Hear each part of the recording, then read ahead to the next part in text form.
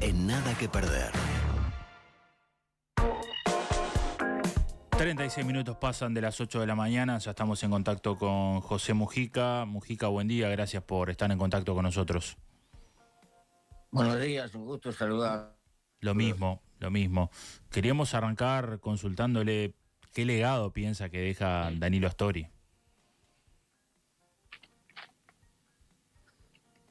Bueno, primero la palabra legado me genera ciertas resistencias intelectuales.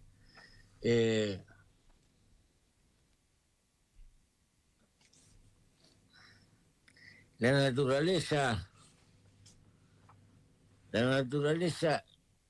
es diabla, nos hace semejantes, pero suele dibujar dentro de la semejanza global la pintura de individuos únicos, y Astori es un caso de eso. Astori fue un formidable docente que andaba por la vida haciendo docencia, en su manera de explicar, en su manera de hablar, en su paciencia, en su metodología, en todo momento, incluso en el manejo del Senado, con una prolijidad casi sibarítica con respecto al reglamento, que a veces le creaba algunas dificultades de comunicación por esa característica que tenemos los humanos a veces de salirnos de los cuadros acordados. Entonces, en cada momento de discusión importante, cuando había que tomar decisiones, la palabra de Danilo había que esperarla, y escucharla, y rumiarla, porque siempre traía una visión serena, de largo plazo y profunda. Y creo que eso es medio insustituible. Para mí, es lo más grande que ha dejado esa manera de razonar metodológicamente, con un hálito científico, con mucha precaución y sin apuro, con consistencia y con mucha profundidad. Era además un hombre bueno en el buen sentido del término. Tal vez por momentos hasta demasiado bueno en el ámbito de las cuestiones políticas. ¿Le jugaba en contra eso? Creo que a veces sí. Creo que a veces le creaba algún problema. Pero reflejaba su modo de ser. Era un cristiano creyente, educado dentro de las normas de un viejo cristianismo bastante olvidado en nuestras sociedades. Y siendo una especie de hombre, de verdadero socialdemócrata, le sumaba a ella esa característica de hombre humanístico. Astori, si tuviera que destacar algún hito de Mujica, me traiciona el subconsciente. Si tuviéramos que destacar algún hito, ¿no?, durante los gobiernos del Frente Amplio, de la gestión de Astori, ¿cuál destacaría?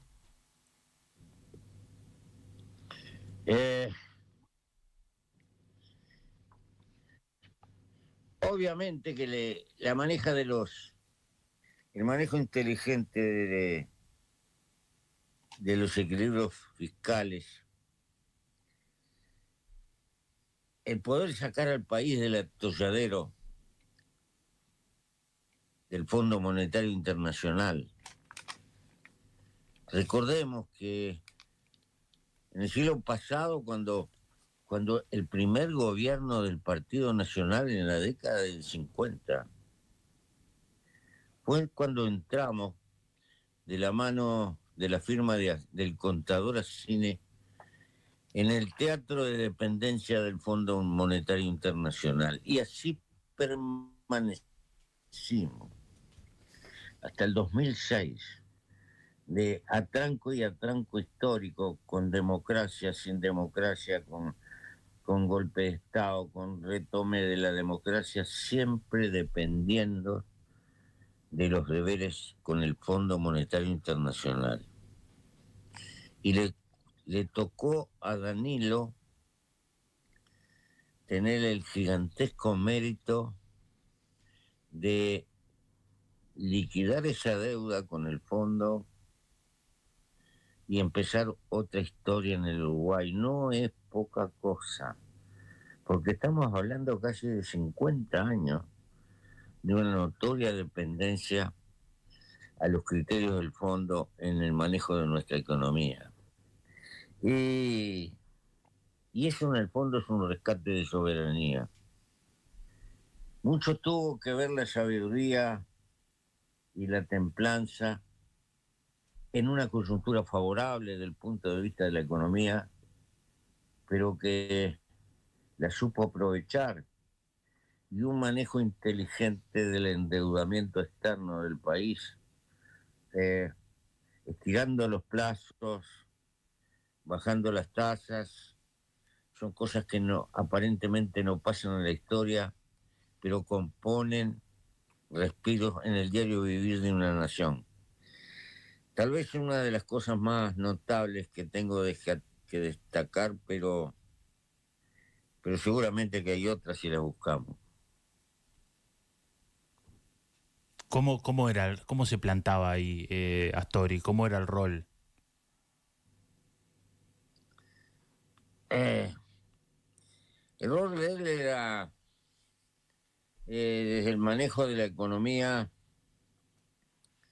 trataba de explicar, de hacer mucha docencia, explicando por qué, consultaba, no tomaba las decisiones de un día para el otro, las tomaba en un proceso de razonamiento y de consulta, y trataba previamente de convencer de las necesidades de las decisiones que tomaba.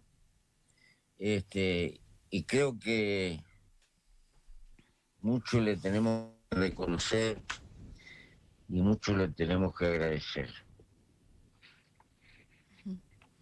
Astori siempre fue destacado, bueno, por su visión progresista y, si se quiere, con una mirada a largo plazo también, ¿no? Bueno, ¿qué pros y qué contras hay a la hora de pensar que fue prácticamente el único referente del pensamiento económico para el Frente Amplio?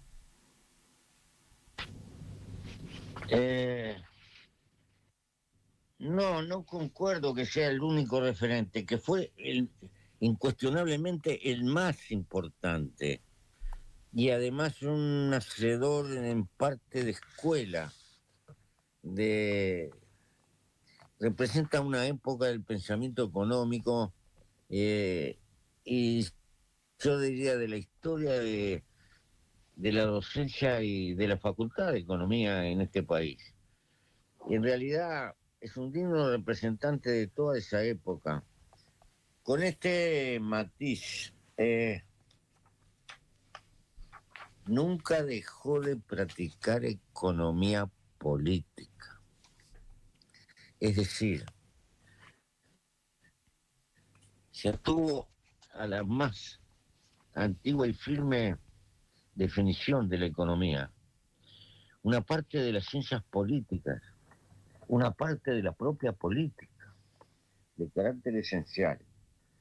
No cayó en el econometrismo puro de reducir la economía a un conjunto de recetas matemáticas que se aplican a rajatabla, sino que tuvo muy, pero muy en cuenta la percepción política, las consecuencias y las limitaciones que también impone la realidad social en la cual vivimos. Por lo tanto, no fue un quirúrgico aséptico de los números.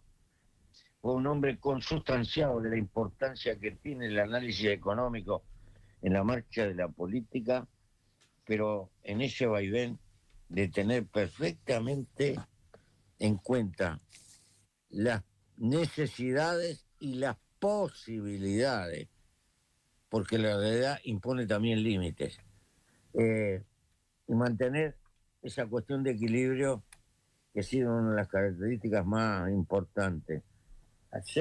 Ayudar a que la economía funcione y que funcione positivamente, creciendo, pero tratando en todo lo posible que sin que se paralice distribuir, que esa es la fenomenal contradicción que se presenta. No alcanza con que la economía crezca, sino que cumpla la función social de atender las necesidades más urgentes de la propia sociedad. Y lo tuvo muy claro. Y vaya que le costó dolores de cabeza, porque obviamente que hay límites y en la sociedad existen tensiones hacia un lado y hacia el otro permanentemente. El papel más severo de los economistas es decir que no, cuando atrás hay columnas de intereses que piden. Y eso no es sencillo. Y trae muchas contradicciones y muchos desencuentros. ¿Qué aporte queda como intelectual de izquierda? Yo creo que queda un desafío tremendo, una enseñanza de la necesidad de percibir la realidad con un máximo de objetividad, volcándonos que tenemos que luchar por el crecimiento económico a la vez que luchamos por la distribución. Que no hay una finalidad de que la economía crezca por sí mismo, sino que cumpla la función social de apuntalar el desarrollo humano de nuestra propia gente, en un mundo que nos establece desafíos por todas partes, y ser abierto hasta donde sea necesario, pero no bobos. Es decir, cuando digo la palabra no bobos, no creernos en consignas genéricas, sino la apertura de pensamiento confrontado con la realidad permanentemente. Y creo que eso lo tenía muy claro Danilo. Se reflejaba, por ejemplo, en el manejo de escalonado del endeudamiento externo, el cómo luchó para estirar los plazos, bajar las tasas y en lo posible tratar de desdolarizar en todo lo posible el endeudamiento del país sin caer en la premura de vender las joyas de la abuela, como ha pasado en nuestra historia política. Mujica, usted dijo el viernes pasado que bueno, que tenía prácticamente pactada una charla con Astori para descargar el corazón. ¿Cuál era el motivo de esa charla? Quizás dejar pasar viejas facturas, por ejemplo.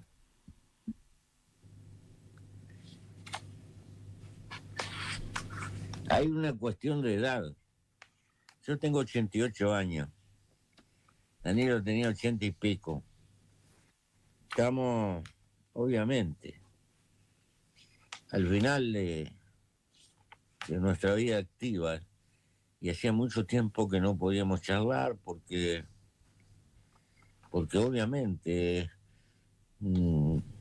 las dolencias que padecía Danilo lo tuvieron apartado de la palestra pública, prácticamente no salía de su casa y llevaba mucho tiempo sin hablar. Y tenía la necesidad interior mía a alguien afectivamente muy ligado a él. Le dije, cualquier día de esto me pelo y no pude hablar. No sabía lo que nos deparaba el destino. Y después surgió la posibilidad, a través de un semanario que quería hacer un trabajo de fin de año y había logrado que tuviéramos un encuentro y lo quería aprovechar para eso,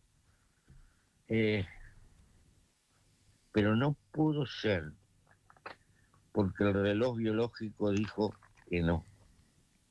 Y me quedé con ese entripado adentro.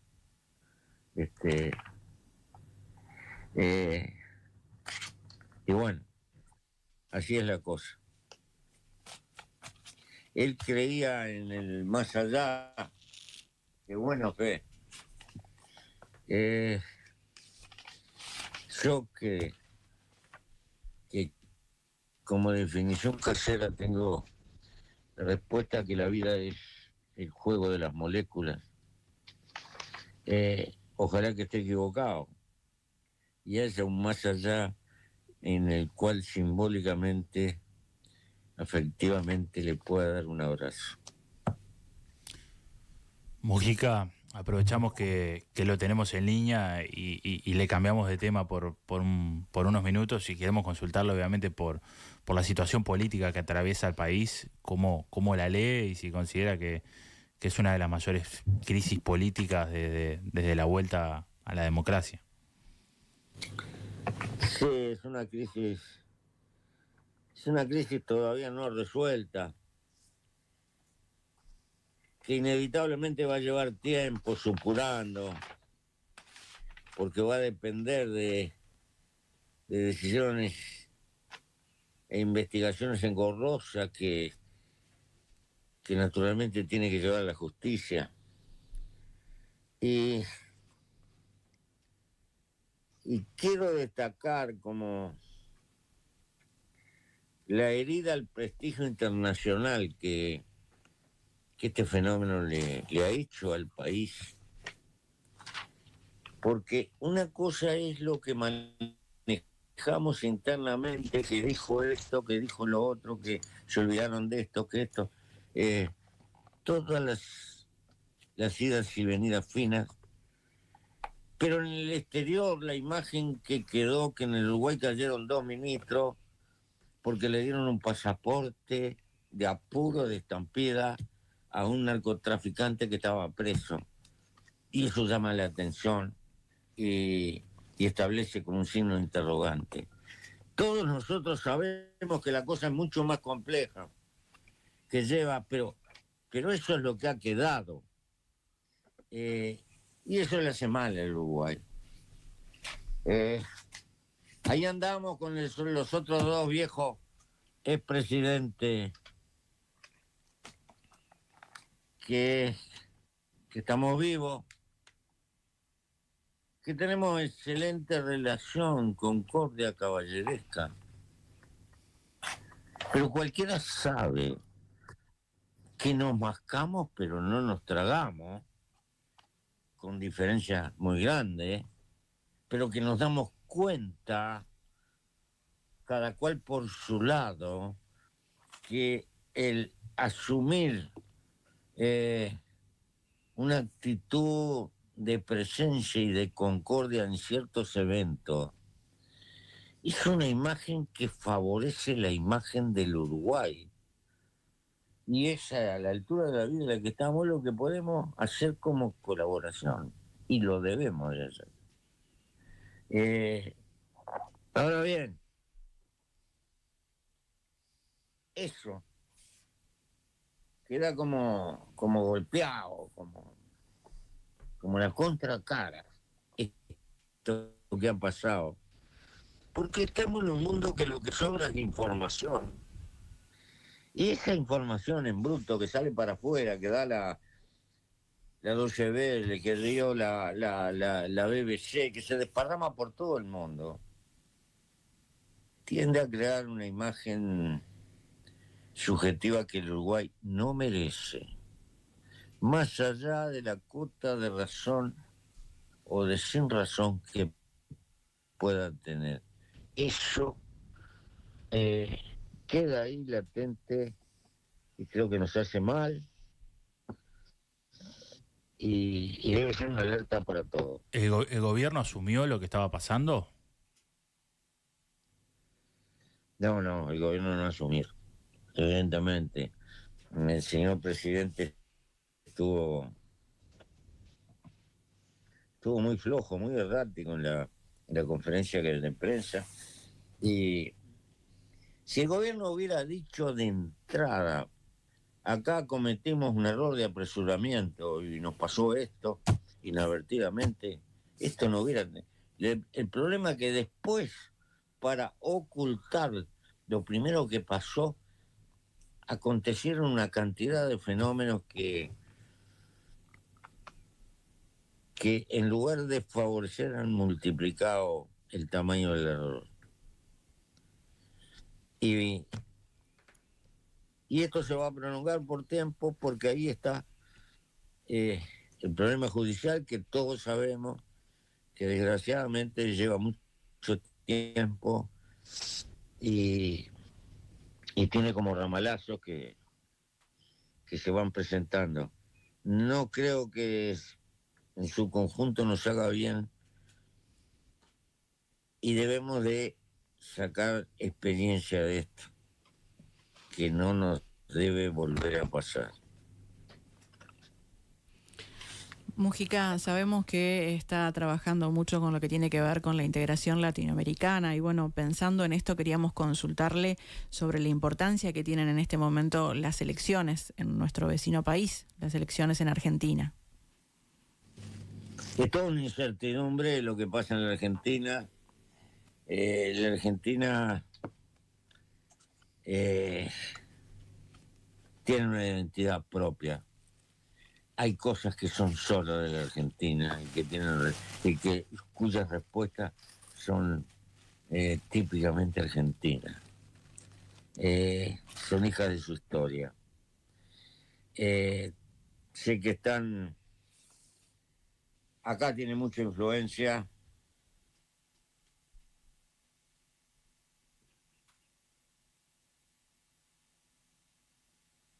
Ahí se nos cortó, creo, brevemente. Ahora sí volvió. Nacimos en la misma placenta y tenemos un grado de confluencia.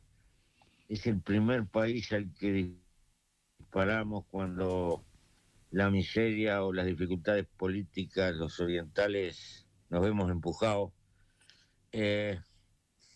Es el único lugar de la tierra donde prácticamente nuestros compatriotas que viven allí pasan inadvertidos, como incluidos. Y recuerdo que una señora uruguaya que vivía hace años me dijo un día en un apartamento en la Argentina: mi patria está donde comen mis hijos. Ha sido muchas veces refugio para gente desheredada. Y, y no quiero hablar de la dependencia del turismo y todo lo demás. Y esta disparidad económica ahora nos está afectando, nos va a afectar un tiempo porque esto no se va a arreglar por un pase mágico. Quiere decir que acá tiene mucha repercusión. El Uruguay es un país que ha tenido que aprender a vivir entre dos colosos para nuestras dimensiones y ha tenido que generar su propia cultura, su propia identidad. Un poco a la defensiva, eh, y los países no se mudan. Por eso nos interesa lo de la Argentina. Ahora bien, ¿cuál será el desenlace? Espero que sea el más racional posible. Si yo fuera argentino votaría por Massa, con todos los bemoles que se puedan anotar. Pero no he sentido la sarta de amenazas en nombre de un liberalismo que en realidad no es liberalismo, es viverismo, es una cosa distinta. Es volver a 1870 aproximadamente, y que poco tiene que ver con el liberalismo de Adam Smith, de los verdaderos fundadores del liberalismo, sino de esa etapa brutal, colonialista y expansiva del liberalismo económico colonial que empezó a abortar en la guerra del 14 y que tuvo ramificaciones a posteriores. Pero sin entrar en teoría de la historia demasiado, por momentos me parece que una situación medio de esquizofrenia. Y de desequilibrio que no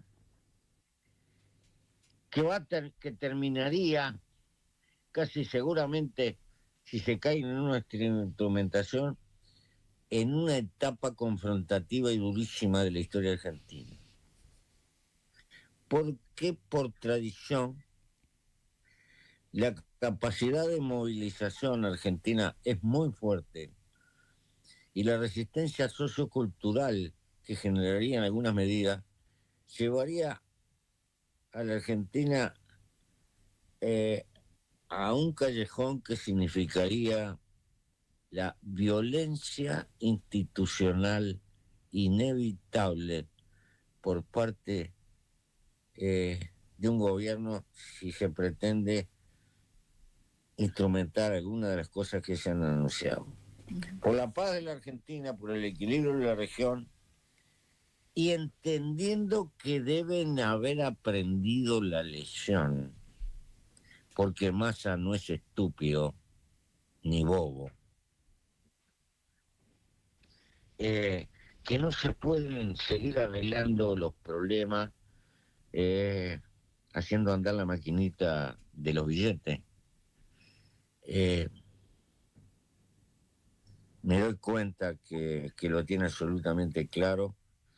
Confío que pueda ganar las elecciones y enderezar el barco. Ojalá que no me equivoque.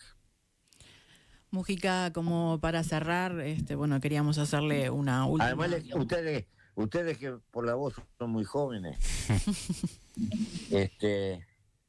les quiero recordar que la Argentina ha tenido cuadros de este tipo más de una vez. Y más de una vez parece milagroso. Desde el fondo de la historia sale adelante. Por eso he dicho que para el mundo hay una economía para el mundo, pero para la Argentina tiene que haber otra. Mujica, ahora sí, como para cerrar, nos gustaría hacerle una última pregunta que tiene que ver con nuestras elecciones. Bueno, ¿cómo ve posicionado el Frente Amplio de cara a las próximas elecciones nacionales? Las elecciones las va a ganar el que cometa menos errores. el frente tiene una coyuntura favorable.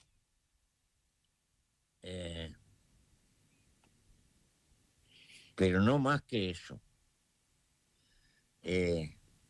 También depende de que entienda el desafío de la hora y del tiempo que viene por delante.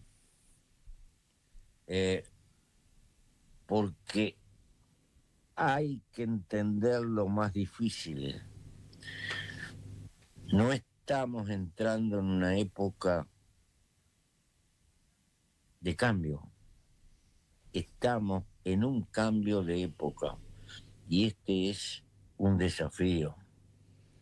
Y necesitamos verdaderos cambios sustantivos en la historia de nuestro país. No se trata de ganar las elecciones por el hecho de estar al frente del gobierno. Se trata de utilizar las palancas del gobierno para ayudar a que este país esté a la altura de los desafíos que se le vienen encima a las nuevas generaciones. No se trata de ganar por ganar. Esto no es una apuesta deportiva. Esto es una cuestión de ser o no ser. Y eso es lo que implica que un eventual gobierno del frente tiene que empezar por entender. Más que nada, ganar para tener la responsabilidad de impulsar un país hacia el tiempo que viene. Porque de lo contrario, corremos el riesgo de quedar en la franja de los pueblos irrelevantes, como dice Harari, de los pueblos que no sirven ni para explotarlos, porque el tiempo que se está viniendo encima, hasta hoy ha tenido un factor de desarrollo clave que es la acumulación de capital. Pero aparte de eso, ahora tiene uno más fuerte, que es la acumulación de inteligencia.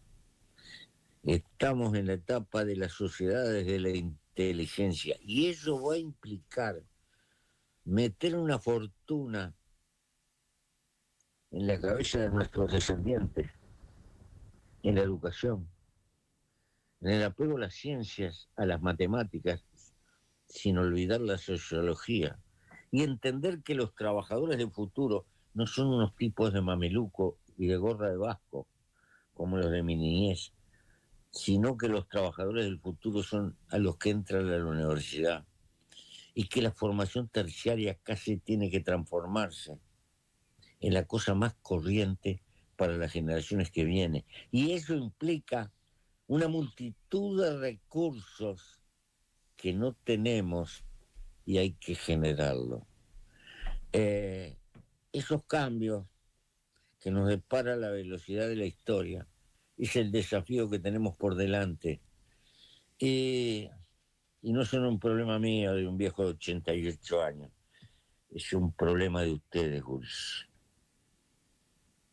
José Mujica, muchas gracias por estos minutos, un gusto.